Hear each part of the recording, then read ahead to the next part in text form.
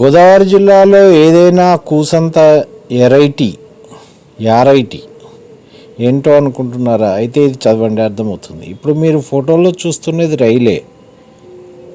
ఇది పట్టాల మీదే వెళ్తుంది, కానీ పూర్తి స్థాయి రైలు కాదు. బస్సులాగా ప్రయాణించే బుల్లి రైలు. దీన్ని రైలు బస్సు అంటారు.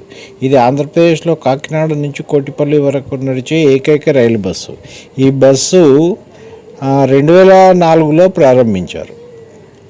కాకినాడలో ఉదయం 9:30 గంటలకు బయలుదేరి కొవ్వాడ, అర్తలకట్ట, కారప, వాకాడ, వేలంగి, నరసరావుపేట, రామచంద్రాపురం, ద్రాక్షారామం, కుండూరు, గంగవరం మీదుగా కోటిపల్లికి 11 గంటలకు చేరుకుంటుంది. పచ్చటి పొలాల మధ్య ఈ బుల్లి రైలు బస్సులో ప్రయాణం అబ్బబ్బా, ఆ ఆనందాన్ని మాటల్లో వర్ణించలేమండి.